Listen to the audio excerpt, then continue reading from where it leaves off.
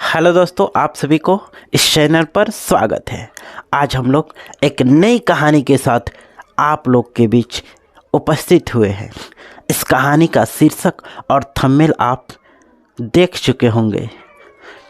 ईमानदारी सबसे बड़ा धन है। ईमानदारी सबसे बड़ा धन है। तो चलिए इस कहानी को शुरू करते हैं।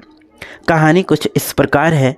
एक गांव में मुरारी लाल नाम का एक व्यक्ति रहता था, जो उस गांव का सबसे बड़ा चोर था। मुरारी रोजाना जेब में चाकू लेकर रात के समय लोगों के घर में घुस जाता था और चोरी करता था। यह उसका रोजाना का काम बन गया था, यानी पेशा था। हर इंसान, चोर हो या कुछ भी, अपने औलाद के बारे में एक तो अच्छा चीज़ सोचता है। मैं अगर कुछ नहीं बना, मेरा सन बेटा कुछ बने, इसके लिए वह चिंता करता है और चिंता जायज़ भी है। उसी तरह मुरारी भी अपने बेटे को पढ़ाने के लिए भी यह चोरी करता था।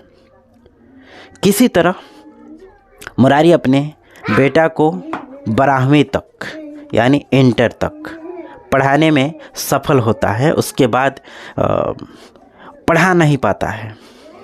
आगे की पढ़ाई उसके संभव प्रयास से भी दूर की बात थी। पढ़ा नहीं पाता है।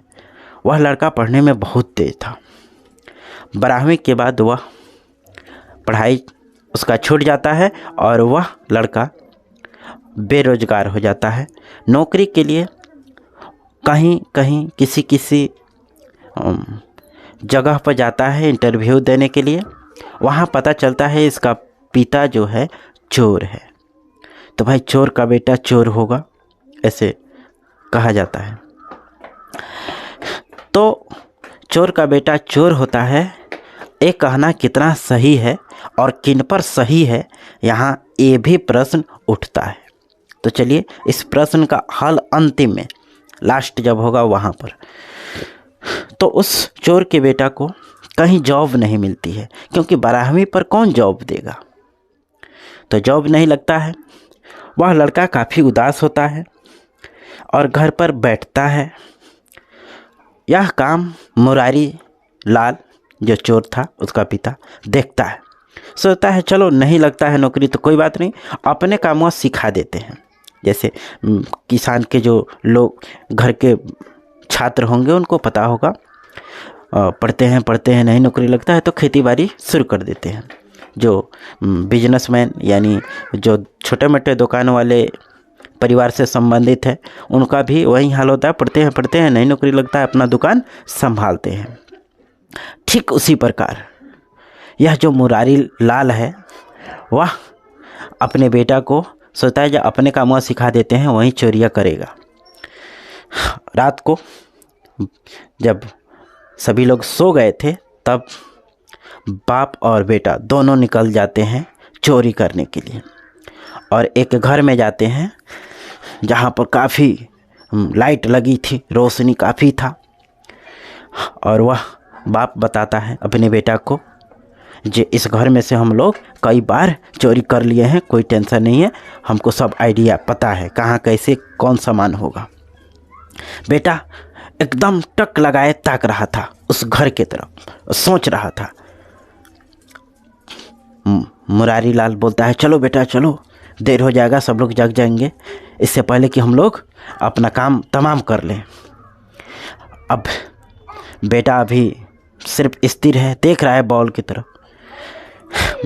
पिताजी के बार बार कहने पर वह बेटा बोलता है पिताजी हम लोग चोरी नहीं करेंगे। वो चोर बोलता है क्यों? क्योंकि इस घर से आप कई बार चोरी कर लिए, फिर भी इसका कुछ नहीं बिगड़ा। आज भी यह लोग रोशनी में रहते हैं, हम लोग आज भी अंधेरे में रहते हैं। यानी यह व्यक्ति ईमानदारी से कमाया है। जितना आप चुराए उससे ज़्यादा इसको मिल गया। तो पहले 10 लाइट था, आज 50 लाइट लगाया है। यानी इसका धन बढ़ा। कैसे बढ़ा? ईमानदारी से कमाया, मेहनत किया, इसका धन बढ़ रहा है। हम लोग बेईमानी से कमाए, इसलिए हम लोग के घर में आज भी अंधेरा है। इसलिए मैं चोरी नहीं करूँगा, ईमानदारी से कमाऊँगा और जितना भी मिलेगा उसी में मैं खुश रहूँगा, चोरी नहीं करूँगा। इतना बात सुनकर चोर जो मुरारी लाल था, उसके आँख में आंसू आ जाते हैं। वह व्यक्ति समझ जाता है जब मैंने जो पढ़ाया वह आज सफल हुआ। वह क्या हुआ? सफल हुआ। मित्रों, इस कहानी से आपको क्या शिक्षा मिलती है? तो मैं बता दूं, बेईमानी और चोरी से इंसान क्षण भर तो खुशी रह सकता है, लेकिन उसके जीवन में हमेशा के लिए पाप और अंधकार भर जाता है। हमेशा अपने काम को मेहनत और ईमानदारी से करें। बेईमानी की कमाई से बने पकवान भी ईमानदारी की सूखी रोटी के आगे फीकी है। तो इसलिए ईमानदारी जीवन में काफ़ी महत्वपूर्ण रोल निभाता है। जो आपके पास है वह काफ़ी पर्याप्त है। इसी में खुशी रहें, आनंदमय रहें। धन्यवाद, नमस्कार, जय हिंद।